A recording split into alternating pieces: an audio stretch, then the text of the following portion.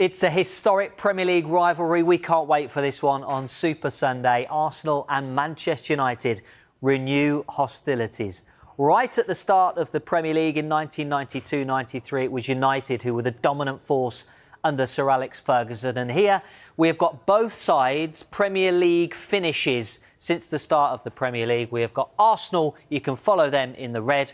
Manchester United are in the black. Now, as we mentioned, United were top of the tree most of the time anyway at the start of the Premier League under Sir Alex Ferguson. But then in 97-98, someone came along called Arsene Wenger. And that rivalry really became one of the most bitter in the division. United and Arsenal swapping places at the top of the Premier League, first and second. In the mid-2000s, that's when things started to change a little bit. The arrival of someone called Jose Mourinho meant that Arsenal were left behind a little bit, and it was United and Chelsea fighting for things at the top of the table. And then my lines get a bit squiggly, and it's because both sides lost long-serving managers. You might know what happens here to Manchester United. Sir Alex Ferguson leaves, and then a little bit later on here, we've got Arsene Wenger leaving Arsenal.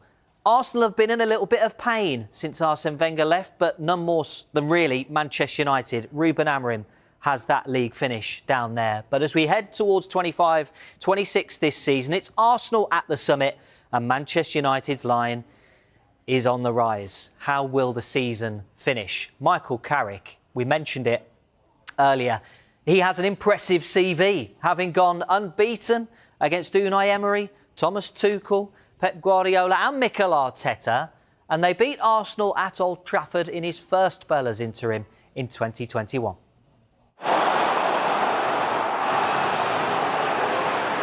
Rashford playing it in! There it is! Few, if any, more renowned. None more prolific. Ronaldo hits 800. Never in doubt.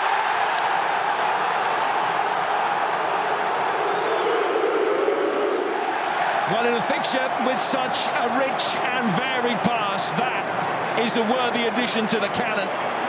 This a night of drama and history.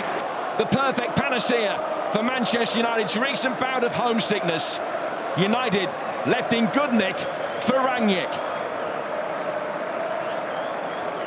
And we saw a warm embrace between Bruno Fernandes and Michael Carrick there. And 4 years later, Fernandes is still the heartbeat of the team, still performing at the highest level. Now, this season, we have plotted every player to have created a chance. We have got open play chances created along the x-axis, and in the Y, we have got chances created via set pieces. And this is every player who's created a chance this season. Now, if you're in the top right, you are doing very, very well indeed. Fernandes is up there, way ahead of everybody else. Most chances created from open play and most chances created from set pieces. It's almost like he does this every year. We take it for granted a little bit how good he is. Look where he is, way ahead of everybody else. And if I know people are interested at home, Fernandes obviously tops the list for open play. Second on the list for open play, you'll know him, Jeremy Doku. And second on the list for set plays is for Leeds fans. Anton Stack has created the second most chances from set pieces this season. That's a great stat. How do you think he's going to get on, Michael Carrick? I mean, he's got off to a flyer, hasn't he? Beating the noisy neighbours. Oh, I thought it was coming. I was waiting so long to be so quiet about it. I was at the game actually working for City, and obviously Michael I know well, played with him at Spurs. He lives right near me. And for him to get given this opportunity, you know, he was there for some time, wanting to try and progress as a manager, as a young coach. He waited and he did all the hard yards and then went on to Middlesbrough. Didn't really work out. He showed some real good promise there. And recently I played a bit of paddle with him actually, so we can't talk about that game. No, I just want to know who I was injured. I had my knee operation. I was making an excuse. So it was like, you know, it's his first time he's found himself, you know, out of a job and out of football. Yeah. And it's a strange feeling actually. And he's probably watching Manchester United thinking, so imagine one day if I could, have I lost my chance to be back at Manchester United after not doing so well with Middlesbrough? Should I go back in? Should I have another go? Is it worth staying away from my family for 2 years like he's just done, and then for it to drop in his lap and to get that win? And as he charged down you know, it brings special moments. And what's great there is he's already seen it with the Ronaldo goals and beating Arsenal. But what he'll bring calmness. He's very, you know, however well he does, Michael, he's always very cool and calm. Press conferences won't be as lively. Some of the guys that come to me said, what are we going to do about the press conferences? We want a bit of something. I said he'll be very, very just down the line, very straight. But what he'll do is he'll give them a belief that he can go on and do it. I think he'll be delivering information. I think they've been quite cute with the backroom staff for this short period of time. Is Michael fortunate to get given this role? You would say yes, from you leaving Middlesbrough to then going to be manager of Manchester United. But I think he'll have the utmost respect with the players straight away because the way he'll treat them.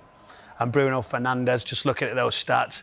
I mean, listen, for all I go and cover Manchester United, he's the one person I've been banging on about for many years now. He does special things, doesn't he? Yeah. Do you know, like when he gets the ball, he'll create a chance, he'll try something.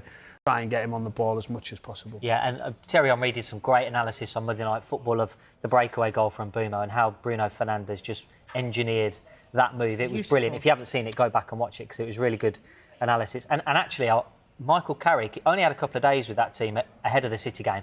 Now, I know City weren't very good in that game, but for not only the game plan to look so good, but for the players to execute it in that short space of time, now he's had a full week. What's the game plan against Arsenal? What do they do against this Arsenal side? Is it similar, sit back and transitions? Well, I think as well. I think with having Brian Mbeumo at the top of the pitch, you could get after them. Do you know, not just sit and wait. You could actually go and press and be dynamic and try and get in behind, and you know the balls and the deliveries will come. And now we can't judge too much now what happens next. Whether we get too carried away, I would say, well, it was a one game. There was always going to get reaction. Manchester City were very poor. They played right into their hands and it could have been a lot worse. But it's now a step up for Manchester United to gain that confidence and belief, and why not? And not to celebrate too much because as a group and as a collective, they've been poor for some time. And I think that's the only danger. They've got to start delivering more as a group, being harder to beat, more dynamic. You talk about Casemiro, out of possession. Manchester United for some time have been really bad. I want you to ask him next time you play paddle with him, because he's talked about the future and he's kind of dismissed it and said, you know, I'm thinking of the job. I'm not back yet. He's seen the Manchester United. I'm still waiting. I'm home for the next few weeks. But he's gone now. There's no paddle partners. Well, you need to get. I only played once, by the way. But I'm just saying, he felt like he was, you know, just sort of having a look at what his future is. And now things change quickly, isn't it? Football. Well, that's what I'm saying. In terms of the future, if he does well, they'd be foolish, wouldn't they, not to give it him permanently? Or is he not a big enough name? Or have we stepped on from those? He's a big enough name, right, because of what he's done as a player. Yeah. But as a coach, to be Manchester United leader, you have to earn it. And I feel like even in a couple of months, then really it's still not ideal, unless there isn't another option. If Thomas Tuchel comes up and says, right, I'm going to commit to Manchester United for the next 3 years, I'm going to work with the group of the football director, Jason Wilcox, who's going to be very, very much hands-on regards to recruitment. The owner is as well, Omar Barada as well, who will have big control of those decisions. There's sort of three people straight away you're going to have to align, where Thomas Tuchel is going to say, this is how I do it. Yeah. Unai Emery will say, this is how I do it at Aston Villa. Are they going to go away from that and allow him to do it, or they're going to try and mould a coach or somebody who's in the system? Then Michael could be that person. But he's got a long way to go. He's going to need not just a real top run of results towards the end of the season to get them to Champions League positions. He's going to have to show so much regards to how he fits into that structure. And then somebody else not necessarily being available, one of these top candidates, which you would expect Manchester United to be targeting. He's come in and he can look at what he's got in front of him. Will he want reinforcements in this window, do you think? Well, I mean, you can get on the phone to him now and ask. Of course he will. Do you know, why would he not? I feel Manchester United as a club, that'll be something they'll be trying to build. And the Wolves, since the ownership changed, that they're already ready to strike. They've already got the list of players, what they need, and ahead of the game much more than they have been. The recruitment over the years have been very slow. They couldn't make decisions. Then they've spent loads of money on people that not necessarily have done so well and wasted it. So we look at other models that have been really slick. They will be trying to get that right now with what they've got behind the scenes, and then wherever they can help Michael, that's going to be a bonus.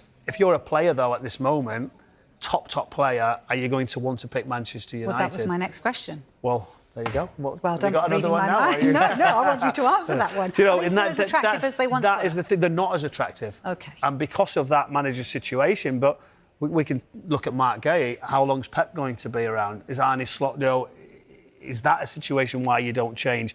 All these football clubs, Spurs now under pressure. It's almost gone like you're signing for the club rather than you were going for that manager, a Jurgen Klopp. You say, well, I want to play for him for the next 2 or 3 years, and we don't really have a much of that at this moment in time at the top of the Premier League. So Mikel Arteta is one you would say would be a leader for those players if there is a top one, that they'll be coming in to try and take them. But they need maybe a couple more, you would say. If you can do it now, just freshen up. There's nothing better when a player comes in, you know, and you just look, the training lift, everything about it. The fans get a big lift, and it's going to be interesting Michael Brown again. arrives at club. Well, that was Michael Carrick actually arrived at Spurs, and I'm thinking, oh, it's not too bad. Then he got quite good. Then it was Edgar Davids, then it was Jermaine Jenner. So I'm like, let's go somewhere else. So it can have a negative effect, let me tell you. But Yes. as a player, you sort of go, really. But you've got to have competition. These top football clubs now, you're not at it for one session. You can be replaced very quickly. But Manchester United has been a huge mess, and what is going to be next? And it doesn't stop surprising, does it? Casemiro today. Do we have to do it? You know, when is he going to leave? You know, is it the end of the season? Is that a definite, or will something change sooner rather than later? I think from United's perspective, they're expecting Casemiro to go at the end of the season. I think that's essentially what's going to happen. Do you think it's not interesting how it is now, though? Do you know, right in this particular timing? Well, I mean, from the player's point of view, it allows him to kind of freely go about sorting out his future. I know he's only got a few months left anyway, so he would be able to talk to clubs outside of the Premier League. But I guess it gives him a little bit more leverage to go out and speak to other clubs. Or it gives everyone close by, possibly. Do you know, that might start to come out. And it just gives everyone a little bit of clarity as well as to what's going to happen. United would like to free up the wage season. They're targeting midfield. I think they're very much engineering their spending towards the summer rather than this transfer window. They're looking at players like Elliot Anderson, like Carlos Baleba, Adam Wharton, those types of players to come in and strengthen that midfield. And they're different kinds of players to Casemiro. So it feels like United are going to be moving in a slightly different direction. And maybe Casemiro was a lightning rod, really, for the mistakes of the past for Manchester United when Sir Jim Ratcliffe and Ineos weren't involved, signing big contracts for players and almost having a contract as a millstone around their neck, carrying that big wage for Casemiro. But they almost had to do that to get the players to come, because that was the other thing now, and they're still a little bit like that, where they're going to have to pay possibly more than others. And let's be honest, the other clubs are going to drive that up as well, aren't they, with showing interest in these players. Yeah. I just have to touch on Arsenal. Obviously, that's who they're up against at the weekend. Can you see beyond them for the title? Or you did say earlier on, if you missed it, that City are going to come on a gallop. We were waiting for City's run, weren't we? But I thought he was there. I thought it was closing up, and the pressure was getting there. Looked like Arsenal all the way. Then it come really close. Now it's gone back favourites for Arsenal, and they've got to come to the Etihad. But pressure will mount. It will increase. But they're in a good position. I think the squad depth's fantastic. Mikel Arteta at the start of the season was getting criticised, which I found was quite amazing. Former players also were doing that, saying he must go if he doesn't deliver. And I asked the question about that, and they said, well, ultimately, some of the players that they've had are winners. You do not win, you are replaced. And that's fair enough at some point. But I don't think it's as simple as it when you look at the competition around. And I think they're in a good position. I think they're going well. I like the style of play. It's a bit fiery at times with Arteta. Desperation to go and deliver and win. You like fiery, don't you? It's part of your DNA. We've got to be DNA. You've got to have a good battle along the way. But you know, Arsenal fans, what will be next if they don't do it? I think that is the main concern because of what we live with today. It's all theirs now. You know, Man City, you're going to have to find them a really, really top run, put the pressure back on. You know, if it was sort of neck and neck, you're sort of going, Arsenal are going to wobble. City are going to take it. They need to keep that gap where they're quite comfortable. And they've got that at this moment of time. And Aston Villa, just as they looked like they were going to do something. I was at the game at weekend and they just couldn't get in the stride. And it was sort of a well-earned away performance from Everton. So it's all pointing, isn't it, to North London and not the side that I possibly know, the other side in Arsenal. Yes.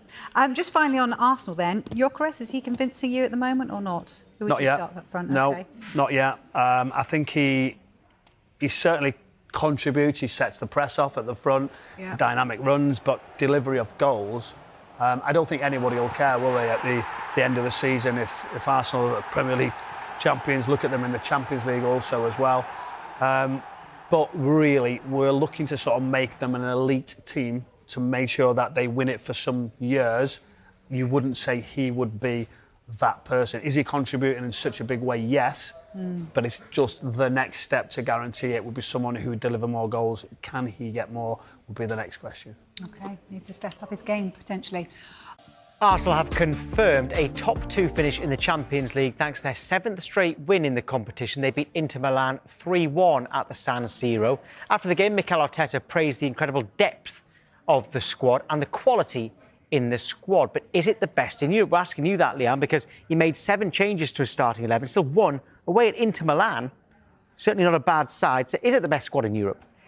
Oh, that's a difficult one, Tom, because you look at teams like Bayern Munich, but right now, I mean, it will be the best squad in Europe if they go on to win the Premier League and, you know, they continue to win other stuff. But I think this Arsenal side this year, they do look different. I know they had the result against Liverpool when they should have won. It was 0-0 at the Emirates. Obviously, the game against Forest at the weekend, and it all feels a little bit shaky. But, like, this is the year for me. It's now or never for Mikel Arteta with this Arsenal squad. Like, the fact that Declan Rice, you can rest him against a team like last night and they still perform well. Timber has been sensational this year. And they've had injuries, haven't they? Mosquera's come back into the lineup. He was injured. Nketiah has been injured. They've had Saliba and Gabriel injured. Odegaard was on the bench last night. No strikers at one point. Exactly. Kai Havertz, though, I think Mikel Arteta would favour Kai Havertz if he was fully fit in that number 9 spot. I love Mikel Moreno. I think he's done an unbelievable job when he's come into the team. Norgard can't even get a look in. You know, he started against Portsmouth in the FA Cup the other week at centre-back, and he's a top player. So we talk about squad depth that they have. It is an array of talent. And fair play to Mikel Arteta, because I've sat on this show many, many times over the years and said, like, at what point do you start to question him? Because, you know, every year, oh, we're getting closer, but you haven't won it. Do you know what I mean? So it's almost like if they don't do it this year, there's something seriously wrong. And I think, you know, I know a lot of people are reluctant to say they're going to do it, but for me, they're going to do it, Tom. They have to. Like, there's no denying. I think people are certainly starting to come round to that way of thinking. Gabriel Jesus scored twice. He started last night. Gyökeres came off the bench and scored. So if that was their only issue this season, that seems to now be going out the way. But who starts against Manchester United? Jesus, Gyökeres? As a Man United fan, do you want me to answer this question or as a pundit? I'll answer it as a pundit. Both. I think when I look at Gyökeres, I've given him quite a lot of stick because I just don't see a player in there. But what I saw last night, right, the goal that he scored, I saw a change of pace, Tom. He made a really attacking run, right? And I haven't seen that type of change of pace. You can see his teammates really wanting to succeed. You know, when he scores and you can see how happy they are for him. Quality-wise, I genuinely think if Kai Havertz is fit and healthy, which it doesn't seem like he is yet, because he's been on the bench a number of times and hasn't come in, I think Mikel Arteta is playing Kai Havertz. I think at the weekend, I think he'll start with Gyökeres because it seems like that is his man at this moment in time. Gabriel Jesus, you know, before his injury, wasn't scoring a lot of goals, but he offers a lot. He works hard. You know what I mean? But ultimately, as a forward, you're going to be judged by putting the ball in the back of the net. I think Gyökeres, last night, that goal he scored, that could be a massive turning point for me because, you know, yes, he got a goal and assist in the previous game against Chelsea. People could say it's a tap-in, a goal's a goal. But the assist for me for Zubimendi against Chelsea is what he's there for, Tom. You know, occupying the 2 centre-backs, staying in between them, that's happy days for the centre-backs. But when Jesus is playing or when Moreno or Kai Havertz is in that role, they're stretching the line. And that's what Arsenal need.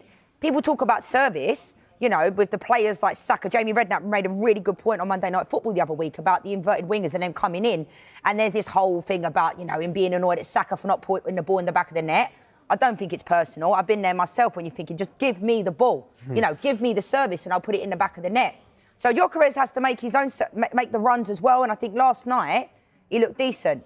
Well, the poll at the moment is who should start up front for Arsenal against Manchester United. 60% say Jesus, 29% say Gyökeres, 7% say Havertz, and 4% say Mikel Merino. But yeah, 60% at the moment of the people voting on that poll say Gabriel Jesus, who did score to last night. Let's speak to Arsenal fan Scarlett Katz-Roberts now. Hi, Scarlett. I mean, you're 7 points clear at the top of the Premier League, as you know. 7 wins from 7 games in the Champions League. So, do you have the best squad in the world right now? Well, it would seem that way, wouldn't it? I think squad-wise, we've been able to, much better than previously, put key players on ice when possible. Obviously, Saka didn't start on the weekend and we didn't go on and get the result, but he was right at it last night, and he's definitely been a victim of an over-reliance on key players in the past. So what's clear about this squad at the moment is the gap between the A team and the B team is smaller than it's ever been. And I think as an Arsenal fan, I used to feel aggrieved, like it was unfair when we missed out on the title because we picked up a lot of injuries. But now I think I realise what's different about this Arsenal side is there's more of us. There's more good players. So, yeah, I think we have got the best squad in Europe at the moment, but the proof will be in the pudding, won't it? Who would you start up front against Manchester United? I would be surprised if Jesus started up front after playing 70-odd minutes last night. I actually would have gone for Havertz if he'd played any minutes last night, but that's not the question you're asking me.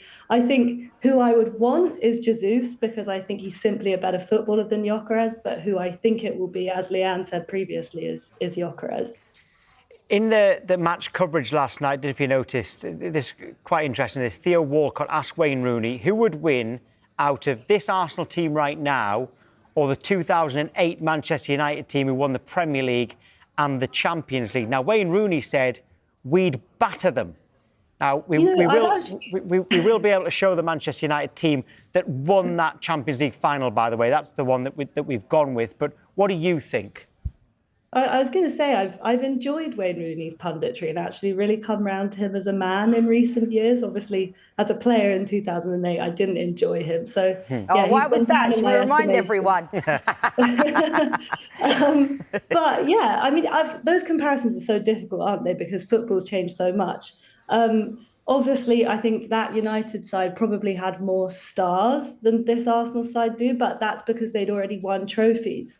I think our defence could lock up Rooney, Ronaldo, Tevez, no problem, and then we just leave it to set plays to do the rest. I will point out that Arsenal's 2008 side, which definitely was worse than this current Arsenal side, beat United 2-1 at home. So I think we've got a decent chance. Yeah, you made a good argument there. What do you think, Leanne? No, I'm going Man United all the way. I agree with Wayne Rooney. I mean, look at that front line. It actually makes me feel quite emotional looking at that team of how far we've fallen from grace, to be honest. And this weekend, Scarlett, I'm not going to lie, I'm quite worried. I know Man United just beat City at the weekend, but this Arsenal game is the one, you know, I've been focused on. I wanted to ask you about Miles Lewis-Skelly getting a start last night, because I've loved him, right? Loved him last year. But we see Calafiori come into the lineup this year. He's now injured. And then there was even at times, you know, he wasn't putting Lewis-Skelly in there. What do you make of that decision from Mikel Arteta? I think I understand it as somebody who watches Arsenal every week. I think Miles just, I don't know if it's that he's been worked out a bit by other teams. He's obviously super strong in like his upper body, but I don't think he's particularly pacey. So I think people know he's not the tallest left back in the world. You know, knock it over his head and get him running back towards his own goal. He's not got that recovery pace very well. So I think it's a bit of, you know, he's now had a season where clubs have had a chance to have a look at him. They probably understand his weaknesses a bit more. Also, you know, I feel his long-term future is in midfield, because what does he do really well? He carries the ball under pressure and he plays the ball. He's played a beautiful slip pass into Trossard in the Champions League semi-final last year. And I think he's got the character to go really far. That's it. Just to interrupt you there, Skylar, I saw him play in pre-season at the Emirates last year in that position. I know he's played there in the academy as well. And that's a great shout, because he's a baller in that position for sure. Yeah, and that's where he was playing for the majority of his time in the academy. And I think that's what he's really built for. Also, I think buying Hincapié over the summer, to me, was raising my eyebrows about what Miles' long-term future was in the squad, because that's two very, very high-quality players who can play at left-back. And the truth is, we are better when it's Hincapié and Calafiori in that position than when Miles is there. We are more vulnerable when Miles is there. Just to end this one, give me a percentage of how confident you now are that you're going to win the Premier League. Do you want the real percentage or do you want the fan percentage? I want you to, with your head rather than heart, give us a percentage. My head thinks we've got a pretty good chance.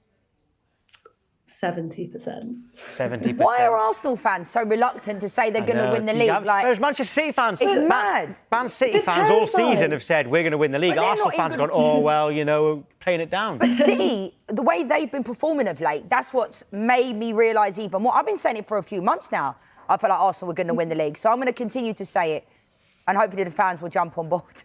Yeah. Thank you, Leanne. Thank you for your support. Thank you. I think after the last few weeks for Manchester City, I think you are now getting a lot more people who are saying, I think it is going to be Arsenal, whereas there were a lot of doubters, as you well know. OK, Scarlett, thank you very much. Thanks, Scarlett. Thank you very much, guys. So on the way next, we'll get Leanne's thoughts on the managerial situation at Manchester United and find out who she wants to be the next permanent head coach. From Tottenham to Arsenal, who are in 7th heaven right now, 7 clear at the top of the Premier League and 7 wins from 7 in the Champions League. Gabriel Jesus scored twice. Victor Gyökeres came on and got a goal as well as Arsenal beat Inter Milan 3-1 away from home. This is great. We've been missing Gavi a lot. I think he's going to raise his confidence level, the teams, because we have now different profiles in that position, like we have with the wingers in other positions. And the fact that that those players are playing at that level. Victor comes in, he had a great impact as well in the game. It's only make us better, and that's what we're seeking for. When you rotate your strikers, is that the perfect outcome, that one scores and the other one comes off the bench and does the same? If I have to write it, probably that would be it. So very happy with that. Yeah, it certainly went well for Arsenal last night in terms of their strikers and their victory as well. With Victor Gyökeres, he has come in for a lot of criticism this season. What have you made of that?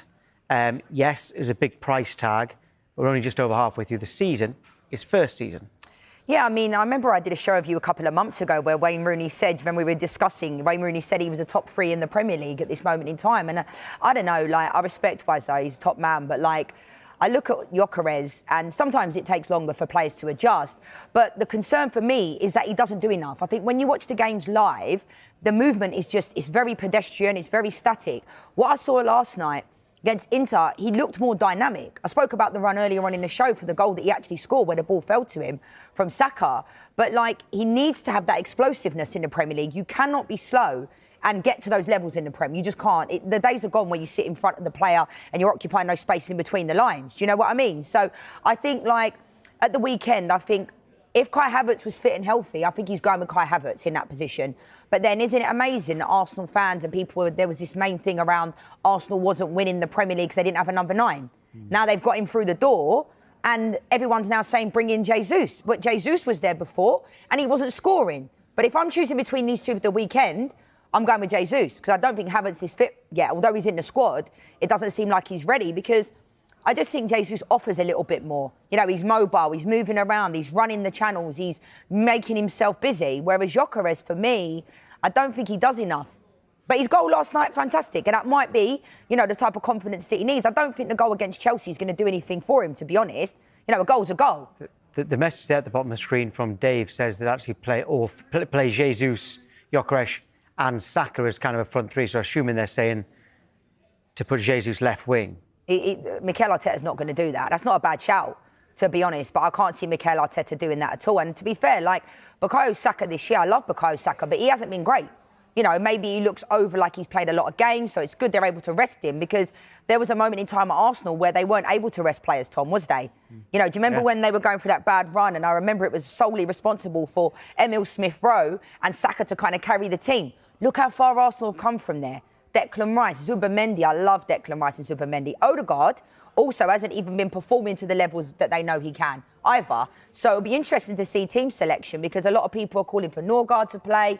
But it's a good problem for Mikel Arteta to have because when Pep Guardiola and City were winning the treble and winning trophies, they had 2-3 players in every position, didn't they? Arsenal, I think, have that luxury now where they were always one injury away from losing the league. Look what's happened now. They lost Declan Rice for a couple of games. They won the games that he was unavailable for. Do I think they could sustain that throughout the season? No, because I think, for me, I genuinely think Declan Rice has been the best player in the Premier League this season. I think he has been unbelievable. Like, what a player he is. But the fact they were able to still continue to push without, when players like Saliba got injured, when Gabriel got injured, when Declan Rice was injured, shows me that Arsenal have turned the corner this year. Because last year, do you remember when people were getting injured? That was it. It was like, oh, the title race is done.